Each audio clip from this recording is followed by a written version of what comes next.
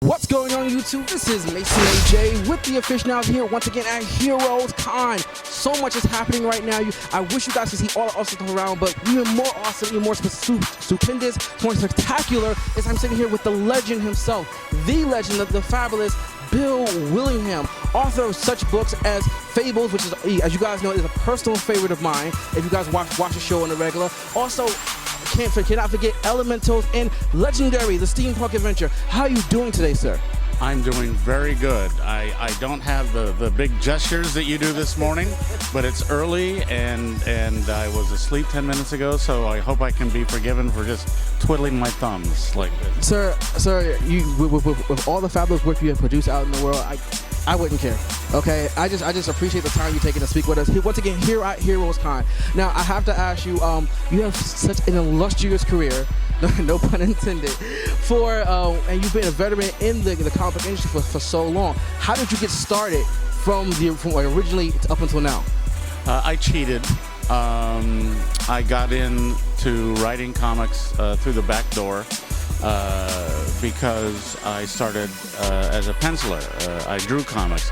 I was a little quicker back then to where I could kind of almost keep up with a monthly book. And people will hire artists much easier than hiring writers because you can instantly see if an artist is ready for work. You can't instantly see if a writer is.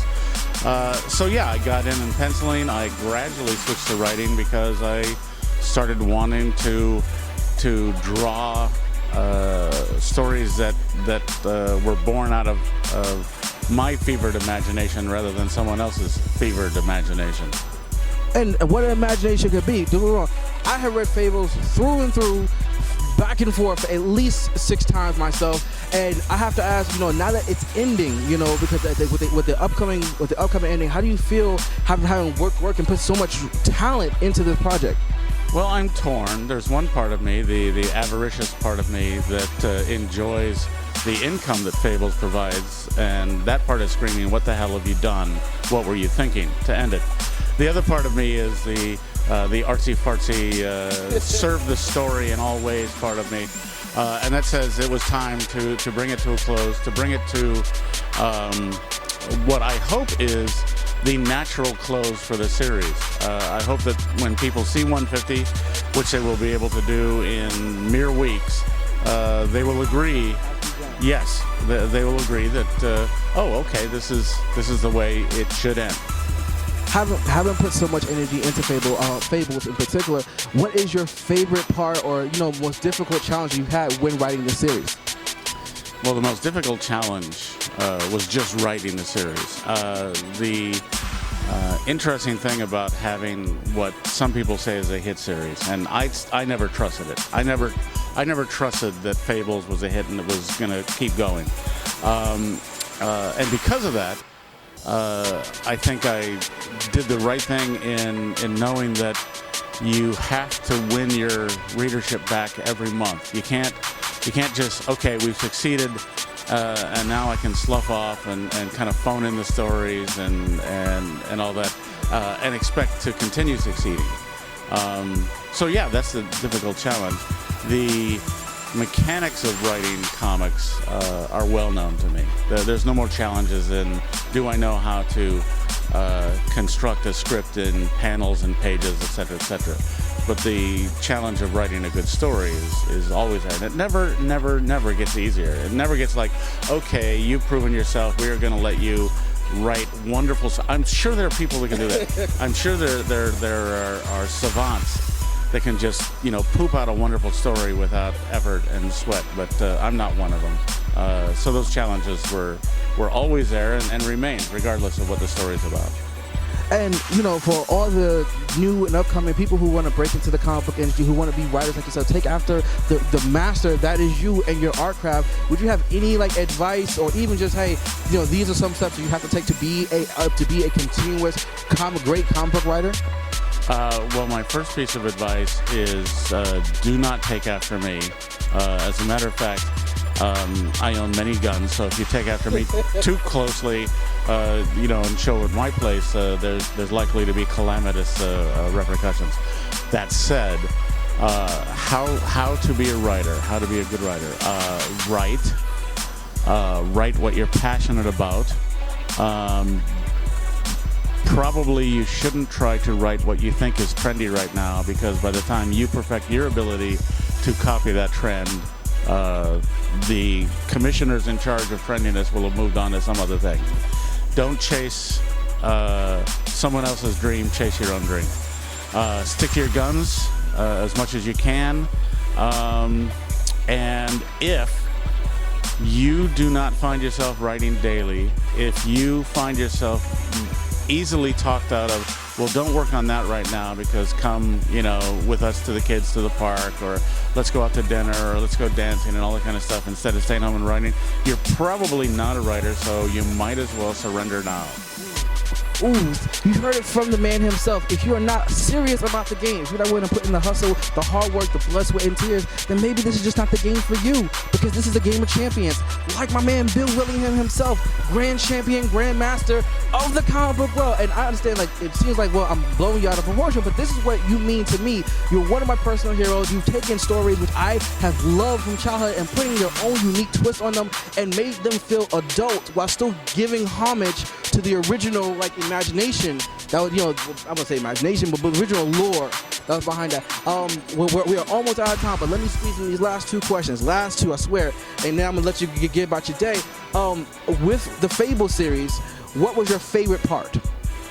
I think the favorite parts when I look back on it are the parts that surprised me.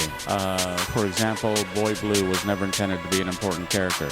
His sole meaning for existence was to have someone in the business office for Snow White to talk to, so that she doesn't talk to herself. That was back when I thought a lot more of the scenes in Fables were going to take place in the business office. He kind of grew as I began to ask questions about any character in Fables. Is what's his reason for being here? He's Boy Blue. What we know from the nursery rhyme is he blows his horn. I mean, he sleeps when the sheep's in the meadow and the cow's in the corn, and he blows his horn, and that's what we know. So okay, he's a horn blower. He's a musician. What kind of music does he play, I asked. Well, he's Boy Blue. He has to play the blues. Right. Why does he play the blues? And that's when we were off to the races. It's like, well, people that really play the blues have a sad story to tell. And so constructing Boy Blue's sad story as to why he plays the blues was, because it was not intended when I began the series. I think that was one of the more wonderful things, especially when I ended his life on my terms in an evil and conniving way to get every Fables reader to either weep uncontrollably or curse me bitterly. But you know what? To hear the fact that Boy Blue was not originally meant to be such an important character, he was such a boss in Fables.